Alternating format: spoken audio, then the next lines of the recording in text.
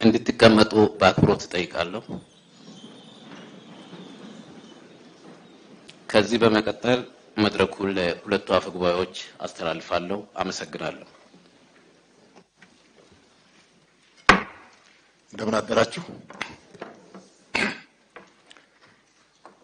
የኢትዮጵያ ፌዴራላዊ ዲሞክራሲያዊ ሪፐብሊክ ስድስተኛው የሕዝብ ተወካዮች ምክር ቤትና የፌዴሬሽን ምክር ቤት አምስተኛ ዓመት የሥራ ዘመን አንደኛ ልዩ ስብሰባ ነው።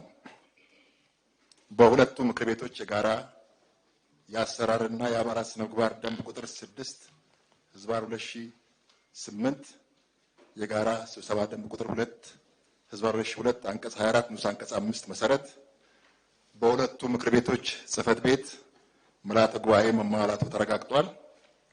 ለዛሬው ዕለት የተያዘው አጀንዳ የህንድ ጠቅላይ ሚኒስትር ክቡር ነሬንድራ ሞዲ ለሁለቱ ምክር ቤቶች የጋራ ስብሰባ የሚያደርጉትን ንግግር ማዳመጥ ነው።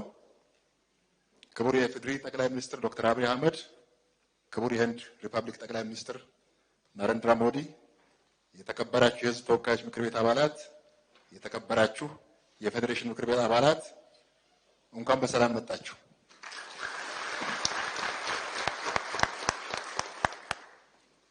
ከሁሉ አስቀድሜ የህዝብ ተወካዮች ምክር ቤትና የፌዴሬሽን ምክር ቤት በሚያደርጉት የጋራ ስብሰባ ላይ ንግግር ለማድረግ በመካከላችን ለተገኙት የህንድ ጠቅላይ ሚኒስትር ክቡር ነሬንድራ ሞዲ እና ለልኡካን ቡድን አባላት እንኳን ደህና መጣችሁ እያልኩ የተሰማኝን ክብርና ደስታ በሁለቱም ምክር ቤቶችና በራሴ ስም እንዲገልጽ ይፈቀድልኝ።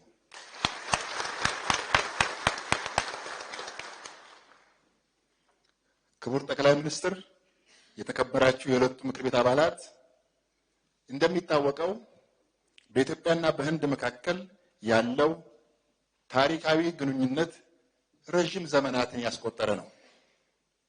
የህንድ ሪፐብሊክና ኢትዮጵያ የረጅም ጊዜና ጠንካራ ወዳጅነት ያላቸው በባህል፣ በታሪክ እንዲሁም በኢኮኖሚና በፖለቲካ ዘርፍ ብዙ ትስስር ያላቸው ሀገራት ናቸው።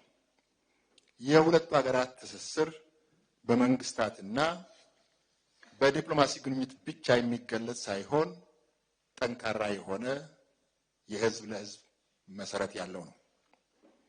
ኢትዮጵያና ህንድ በፍጥነት በማደግ ላይ ያሉ በየአህጉራቸው ተጽዕኖ ፈጣሪ የሆኑ በብሪክስ፣ በዓለም አቀፍ ነን አላይን ሙቭመንት እና መሰል መድረኮች በጋራ የታዳጊ ሀገራት ድምፅ ሆነው የሚንቀሳቀሱ ሀገራት ናቸው።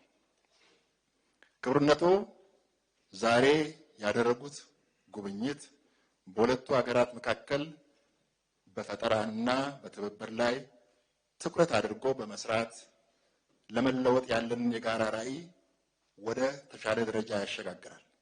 ይህን አጋጣሚ ተጠቅመን ለህዝባችን የጋራ ብልጽግና እና ዘላቂ እድገት የሚያመጣ አጋርነት እምነት እንደምንገነባ ያለኝን እምነት የገለጽኩኝ ክቡር የህንድ ሪፐብሊክ ጠቅላይ ሚኒስትር ነሬንድራ ሞዲ ለሁለቱ ምክር ቤቶች በንግግር መልእክት እንዲያስተላልፉ በአክብሮት እጋብዛለሁ።